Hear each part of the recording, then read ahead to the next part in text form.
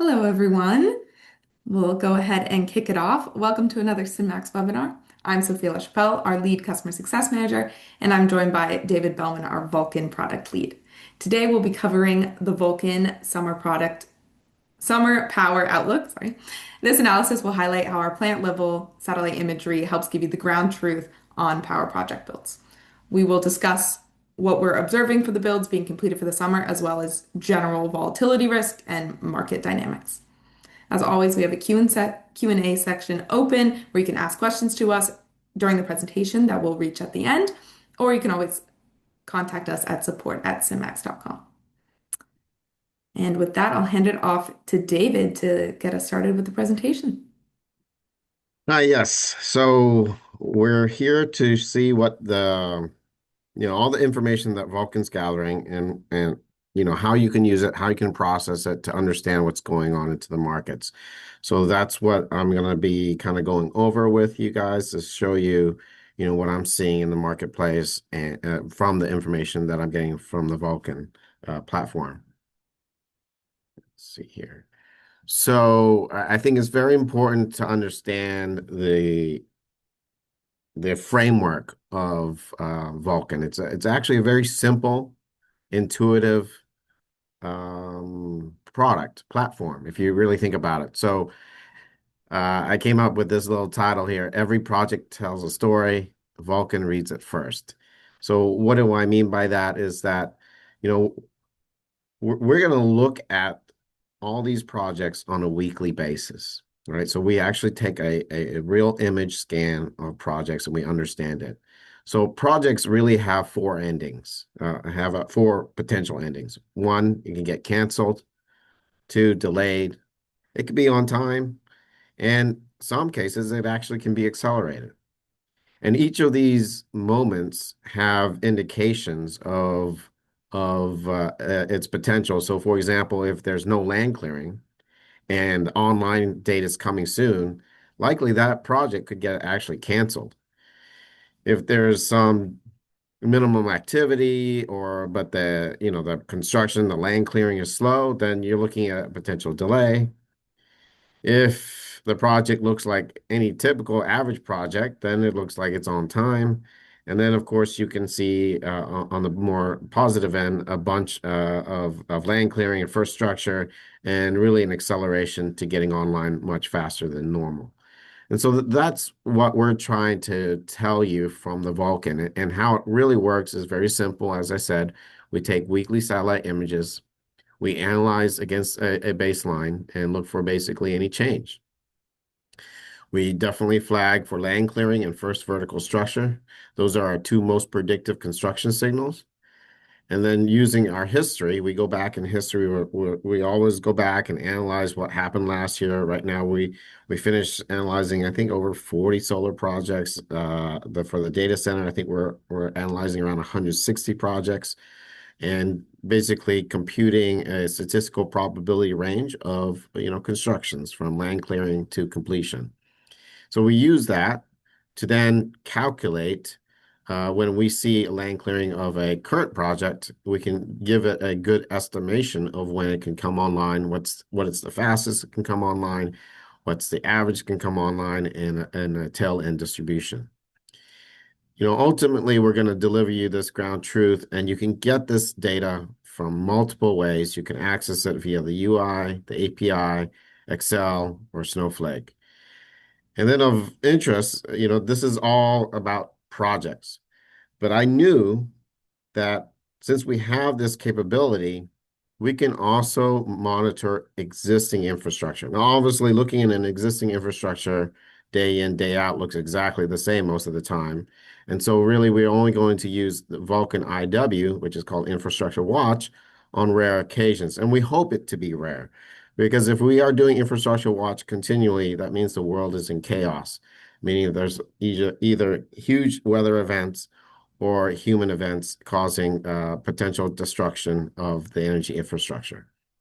So we have the same ability to look at it on a daily basis to see what did it look like yesterday? What does it look like now? And obviously we are using that to understand this current situation. But before I get there, I want to let everyone know that, we have a year under our belt. So Vulcan is over a year old. And so we can actually go back in time and say, does this intuitive process actually give us an edge, a better understanding of how the future unfolds? And the answer is remarkably very yes. So you can see the two markets that we started off with in terms of power generation coverage was ERCOT and PJM. And so this was an analysis done back in February. We looked at when in February, the January 2025 860 came out. They said there was around 20 gigawatts for ERCOT, 3 gigawatts for PJM. We also looked at an LCG outlook report, also for ERCOT said 22. The market monitor had 6.5. And our Vulcan V2 forecast was producing 15.3 and remarkably 2.8, which is almost exact on. So once again, just the intuitive nature of if you look at something over and over and see it change, you should be able to better understand how it unfolds. And the answer is yes. So we do monitor quite a bit now. So in 1 year's time, we are now at over 1,076 power projects, over 3,073 data center projects, over 74 LNG projects. Um, Last April is when we partner up with IRR Energy for the data center coverage. And we evaluated like four different vendors, and we chose IRR because of their responsiveness and their ability to build up the database. They've added over 100 gigawatts in a year in this data center projects. And so having the amount of potential projects is a very key thing. Um, I should have also added another way to access this data is through agents. We do have agents.cinemax.com. This dashboard here is this right here. So I just typed in the query and then I got this result, and you can see all the information on this. It created this pretty dashboard, a bunch of colors that are all coordinated. You can see how it broke down in technology. And this is what I typed. Create a dashboard of projects being monitored by Vulcan. And this is exactly what it created. It was less than a couple minutes. And I've been working on the skill files and context files so that you don't have to have um, so when you type it in, it does produce a good result. So initially I had to train it. It is something that has to be trained and taught how to interpret and look at data. But I've spent many hours and days giving it a good skill and context files so that you guys can start using the agent. But I qualify, you should always question it. You should always, talk back and forth with it. And I'll show you some examples of how I was talking back and forth with it. But you can see here, it summarizes things quite nicely. It builds a nice dashboard. You can see where projects are. You can get a listing of projects and what's going on in the space. So once again, this is just what the base Vulcan is giving you all this. We are monitoring every single week all these projects. Over 4,100 images are being viewed every single week for you guys so that you guys are on top of the situation. So let's get the elephant out of the room. What's going on in the Middle East is significant. This is hopefully a once in a lifetime event. We are seeing a huge potential and a huge change in the region. Lots of products are leaving this region, and well, lots of products were leaving the region. Now they are basically stuck and we have a big issue here. So this is Carg Island. This you can see here that we have a February 27th picture, and this is before the event, and we have a March 2nd, and we're doing this every single day. So this is just like a snippet for you guys to understand that if you're a client, you will be getting the infrastructure watch table. In fact, on the UI, you'll be able to click there, and you will see a table just like you do for the data centers and power. You'll be able to every single day go on there and see, did something happen? Did something change?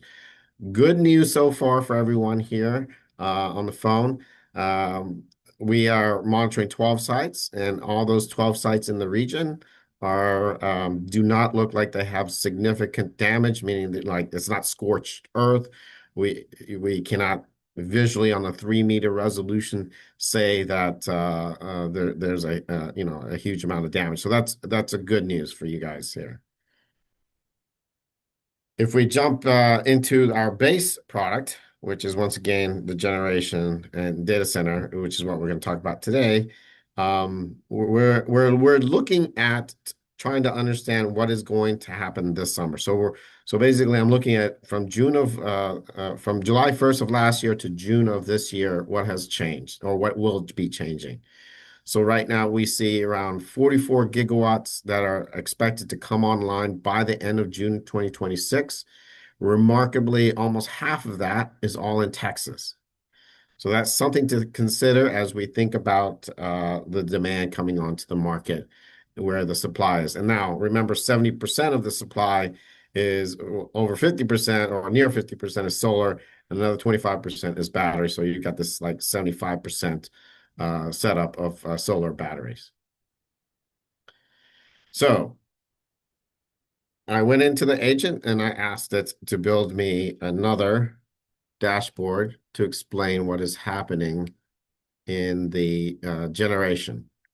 So here is a gap analysis of the EI 860 versus Vulcan. Now, what's interesting here is that the difference between the EI 860 and what Vulcan is seeing is very narrow, but that's largely because we're just trying to look 3 months out, right? So both the EI 860 has changed a lot. Even this update, I believe they shifted around a gig to 2 gigs of projects, just because, time is here and you can't have a project that's not going to come online that quickly. So there's always this consistent update that's occurring at the EI 860. And you can see now that we are pretty much in line with the outcome of what's going to happen overall. Um, I also asked the model to go ahead and use the PJM ELCC to create the effective gigawatts so that we have some frame of reference of how much gigawatts really is there for, let's say, a reliability level. So you can see here the 78.4 really is only at 29 and a half using the PJM ELCC. And you can see here that 34.4 gigawatts have already come online since June of or July 1st of last year till now. So that's a good news for the markets there. But in effect, it's only 12.4. And you can see the same concept here of where basically, out of the 78.4, 33.1 we believe is on time. Well, this is actually the subtraction of the 34 there. And then the 2.3 is after the summer. 1.1 is definitely not going to make it. We can confirm that based on our satellite images. And we do not monitor everything because everything cannot always be monitored, but we do attempt to monitor as much as possible. Our minimum goal is 80% of all the projects. If there is a project that you really want us to monitor and we're not monitoring it, just send us an email and we can try to get it into the queue and or explain to you why we are not monitoring it. For example, like the 10 megawatt battery projects, they are just very hard to see from the satellite images as an example. You can see here, this is once again the dashboard created it. It summarized all this data, and it took probably less than 5 minutes to produce this report here. Here is the monthly build profile here. You can see that the EI 860 is kind of steady here, and we're just kind of following it. We don't the Vulcan is definitely a lot more smoother than the EI 860. EI 860 seems to use a lot of placeholders. So if you look, if we extended this out, you could see that December is like their largest placeholder of projects. Uh, This is, and what's interesting is I didn't come up with these graphs. The agent kind of came up with these graphs. This is a graph that basically says, where's your project projecting versus what the EI 860 is. If it was perfect, it would be a straight diagonal line here, and you can see that it is not. And then you can see here it talks about what the Vulcan V2 forecast after the summer is looking like versus the EIA. So, for example, there's this Atlas project. In fact, I was looking it up just last night. The EIA is saying it's coming in February. We're like, no, I don't think so. October. So you can see that we have some of those. And then this is the highly unlikely to miss. What this means, and this is important to know, because the highly likely to miss means we took the fastest project that we knew and we applied that day to either the land clearing or the first structure. And so the EIA is saying, well, no, we believe this is going to be the fastest project of that type to ever get built. So that's why this is like, for me, 99% chance just being wrong, right? Because the odds of you being the fastest project in this type of environment where supply chains are constrained from both labor and materials, it is just not likely.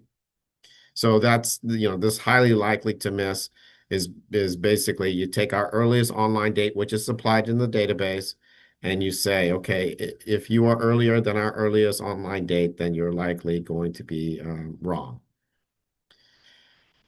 Okay, so that takes a look at that. If The other thing that I did, so once you get happy with the dashboard, once it's displayed to you how you like it, and maybe it takes you, I don't know, 10, 20, 30 minutes to an hour to really like it and agree with it. The good news is once you do that, you have some flexibility. So here I was able to immediately say, turn it into ERCOT. And so I just said, change it to ERCOT or filter for ERCOT. And this is what it produced.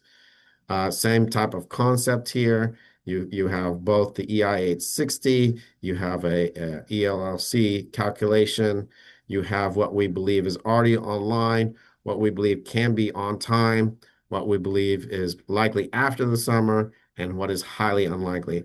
ERCOT's case looks very close to what the EI 860 is saying. Once again, it's because we're a very narrowed time period here. Um, and so you can see here, same type of chart. If it was perfect, it would be a perfect line here. You can see here, this is the LCC calculation that they're using. And once again, the at risk, highly likely to miss is in here, and it's telling you the projects that are at risk.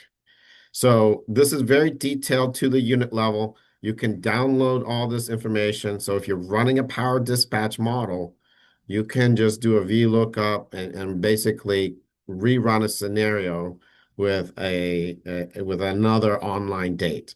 So that's how I originally built this for. I run power models, and this is the whole concept is if I understood where power projects are, at least I can have a better input into my power model. Like any model, garbage in is garbage out. Okay. And I think we did it the same thing for PJM. So where's PJM. So once again, I went in there, said change it to PJM, and you can see here, once again, same concept, 1.8 gigawatts have already been built.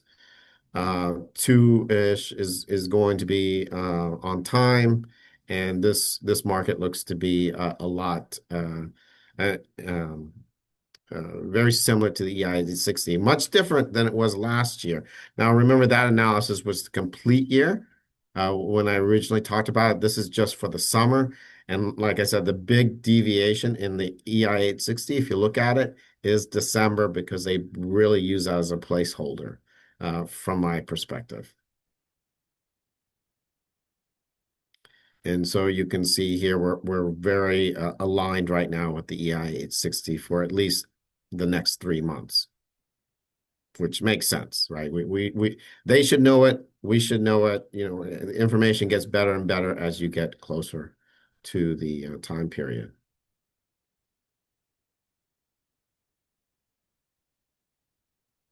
So I just wanted to show an example of what we looked and what we're translating for you. So you don't have to sit here and look at images, but as an example, in fact, this project is actually got relabeled and shifted a little farther out.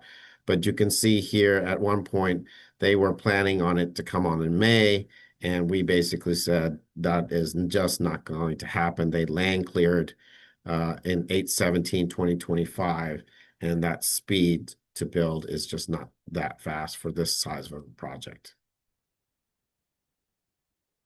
So let's go talk to the fun stuff. Everyone wants to talk about data centers, so we'll talk data centers. So the expectation from June 30th of 2025 till now is around 20 gigawatts. So this is this potential of 20 gigawatts.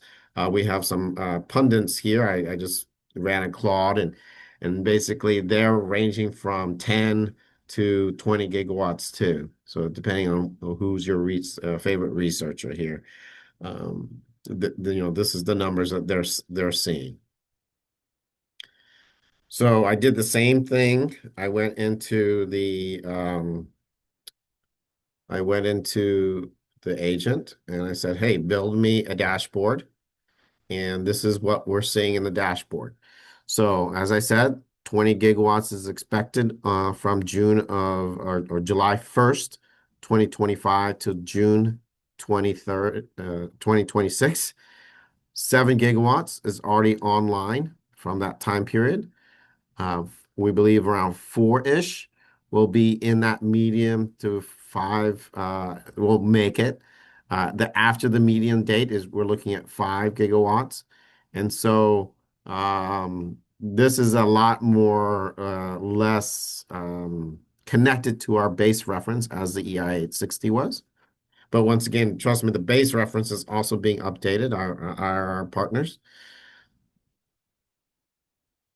And you can see here, once again, it created this nice summary, coloring, what we believe is confirmed, what we believe will make the deadlines, and what we think will be after the deadlines, and also what is highly likely to miss. And once again, if you're a client, you can download the set and you can actually find by project what we have for the earliest, medium, and online. And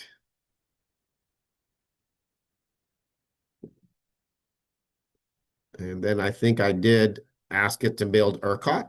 So we told it to do the same thing, but filter for ERCOT. And once again, you can see here around 2 gigawatts are online already. We believe around zero point 0.4 will be good.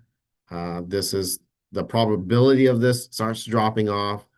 So if you consider the median being the 50% probability of the flip of a coin, then you're looking at projects that are on or near the median being 50/50.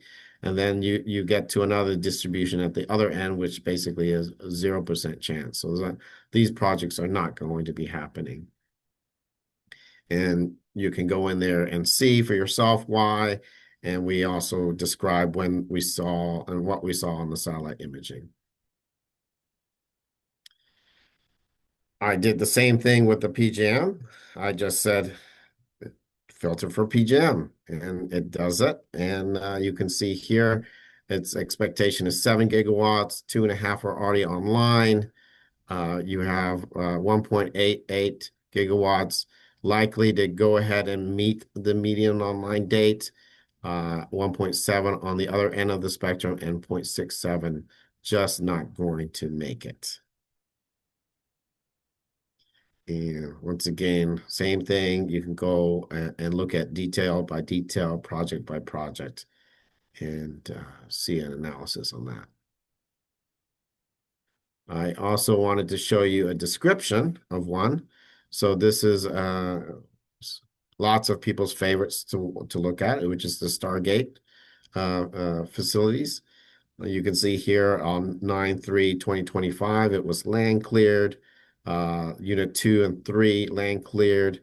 And then this was done. This is an older presentation, so I just copied it from another presentation, but you can see first structures and stuff. So this is kind of what we do, then translate it for you in a table.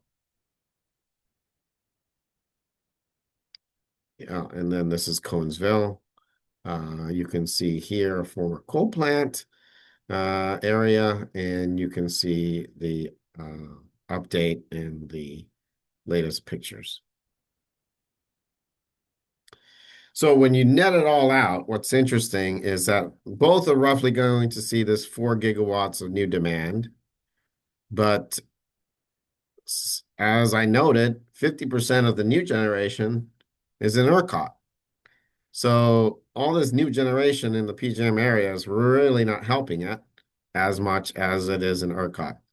So, if you just do the math, PGM is likely to get a lot tighter expectation relative to ERCOT because of its inability to build. Now, what's interesting is then I wanted to ask another question. I said, well, what happened in load last year? And could you normalize it for CDDs? And the agent went ahead and did this work for me. So this is what the agent did. It did initially compared it to the CDR high case, and I had to tell it no, use the base case, which is more of a reference of I think like 86 gigawatts versus the 90 gigawatts. And so that's, this is some of the training-ish that you kind of need to validate. But, it actually brings up very good points here. It says basically, it was definitely weather driven in PJM. Um, you had it even pulls out internet news. A client, I wouldn't say that name, but it's on here.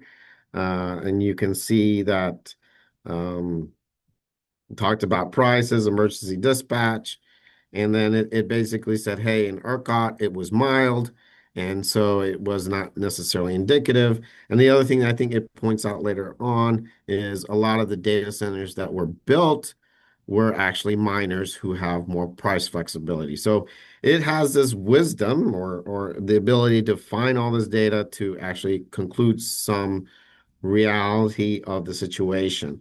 So, this is a very good tool to at least start a conversation. Once again, I wouldn't 100% trust it because like I said, in the simple case, it just pulled out the wrong case in the CDR in my opinion.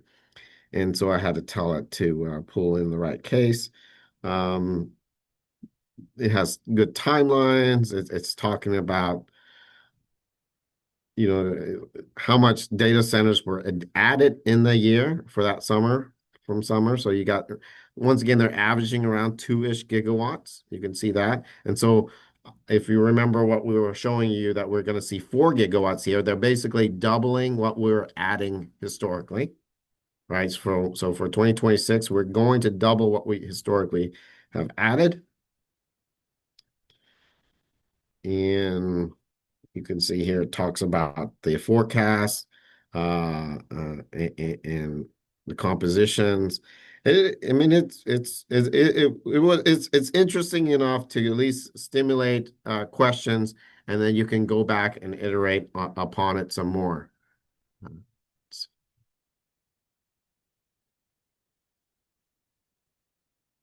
And that is it. I'm here to take questions now and talk about anything else you guys want to talk about.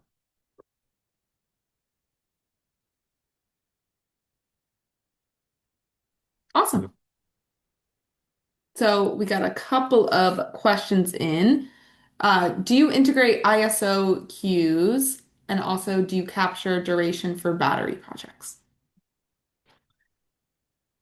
Okay, good question. So we have not integrated the ISO queues yet, but this is something that we definitely are in the works for.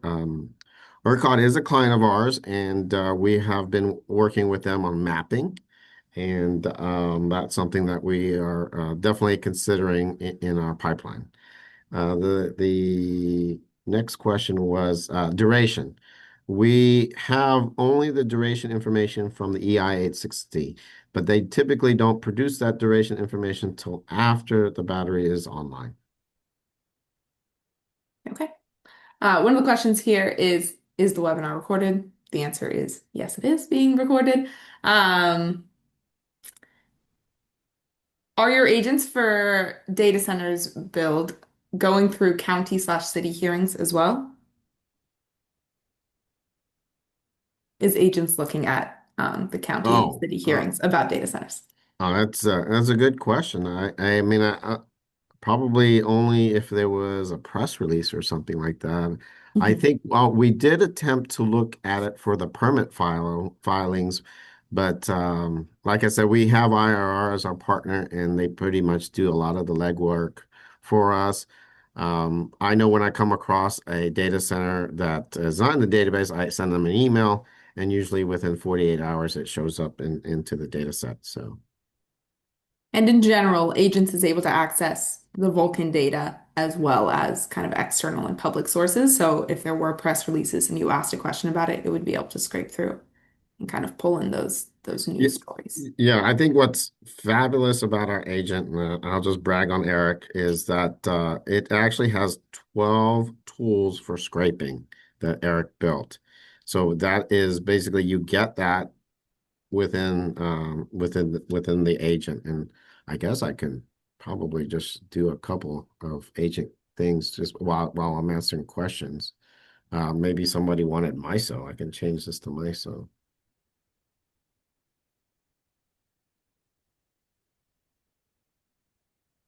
Next question, Sophia.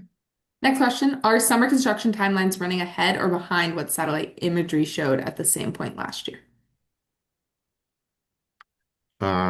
So same point last you help me with that question. Is it what it was showing for last year now, or what are you or is it relative to last year's summer? Relative to last year, I believe, is the question. So are they are more projects being missed this year? Are they more on time? How's the build looking like? Now remember, here's the thing, it's a reference to the EI 860. So if the EI 860 improves, then it's not necessarily projects are getting delayed more or less. It's just that the EI 860 is reporting better. Does that make sense too? So that question is really hard to answer until we figure out what the right framework and benchmark that we want to go off of. In terms of, let's say, what is announced and to what is being built, um, I have seen more delays largely like a lot of the solar and well, given that over half the projects are solar, there's definitely a solar delay that I am observing more than I was observing last year. Okay. And then a question kind of around the methodology for the agent dashboards. Is the analysis of when something is coming off done, also done with the AI agent creating the dashboard, or does that have human inputs, which is grabbed by the AI agent to create the dashboard? Hmm. That seems like an Eric question. I'm not the agent expert. I'm just an agent user and a filler of this context and skills file for Vulcan. I would say for the identification of plant statuses, that is done by our human agent Will, who Oh, is looking through all the yeah. imagery. If that's the question, yeah, we don't use the agent right now for Vulcan at all, other than for research and output, like you see here. So, in terms of the mechanics that we described of how we understand what's going on, the weekly images, none of that is in agents. Now, one of my long-term goals for Vulcan, remember we're only a year old, is to train Vulcan to know that, hey, look at this picture, it's a 100 megawatt solar plant. How far along is it relative to the last 20 projects that you've trained on? And so it should be able to spit out, oh, this project is 80% done. So that's something, but obviously you need a large training set to do that. But, now that I'm a year old and I'm continually collecting data and information and pictures, at some point we will be able to do that. Awesome. Another kind of agent scraping question. Does the agent also scrape through the PUC and TCEQ filings? This agent is remarkable. It even does SEMS data. Yes, this is the agent comes with 12 individual tools for scraping. So if one thing gets blocked, it can do another thing, and it has impressed me. Obviously, I can't take any credit for it. I didn't do anything. I just use it. You can definitely chime and reach out to Eric Anderson about more of the agent questions. Mhm. Another question here. Also curious what LLM you guys are using and fine-tuning. And then there was also a question that's a little more Hyperion focused, thoughts on rig counts and ducts for oil and gas. So I will say Agents is connected to all of our Hyperion data, which is obviously the daily satellite imagery for tracking oil and gas production, rigs and ducts, um, frac crews, etc. As for the LLMs, Agent sits on top of the different LLMs, so we're able to switch and use different ones based on their performance and optimization. So whoever gets ahead, we can kind of redirect agents to sit on top of that one instead. And Um, this is less than 5 minutes. It converted the ERCOT dashboard to a MISO dashboard. mhm. Um, when is a project considered to be completed for Vulcan? Is it the Ah, construction completion or synchronization of the grid or COD? very good question. Very good question. So, we added a designation, and it's not fully populated yet, but we plan to fully populate it. Is basically when we say completed, it's construction completed, and it is in our definition 4 weeks of no changes when basically done, right? So then we will claim it construction complete. Now we offer thermal drones, and we do around 2 thermal drones a week, for our clients. But if you want to do an additional thermal drone, you just click the button and you add it for $1,000. You'll get a terabyte of information on that site. And with the thermal drone imaging, we can conclude energization. So we should start having another label, which will be called energization. Can you map the gen stack to CEMS, especially given what the agents are looking at? Yeah, I would imagine that you could do. I mean, we historically have done that in other models. So yes. Cool. And then the last one we see here, kind of an opinion piece on your point. What's your outlook on power prices as a result of this analysis? So kind of like what's the take home from this presentation? Well, I guess some people are not going to be too well, depending if you're long or short. I think the expectation, the key thing of most futures market is expectation. So same thing as stock market. So I think the expectation is that things were supposed to be super tight and particularly in ERCOT because of all these data centers. But the data centers are not coming on as fast as expected, right? So the expectation is a letdown in ERCOT. Um, I think in the PGM market, I think the expectation was that, oh, Texas was going to take away a lot of this and maybe we slow down a little bit. But it doesn't seem to be slowing down in the PGM market, and they seem to continue to build. You can obviously see that in the capacity pricing, that value there is very strong, and you're not you're not building enough generation at all. Even if solar is, which is not the greatest generation asset for firming of anything, but it is still better than nothing. Even, like I said, you use the ELCC value. Um, you know, with the state of Texas building 50% of all projects, that is just not a good thing for the rest of the market. So I'm more bullish on PGM than I am on ERCOT. Okay. Awesome. Well, that is all the questions that we have. So thank you everyone for taking the time to join the webinar today. And like I said, if you have any questions, feel free to reach out at support@simmax.com. Take care, everyone.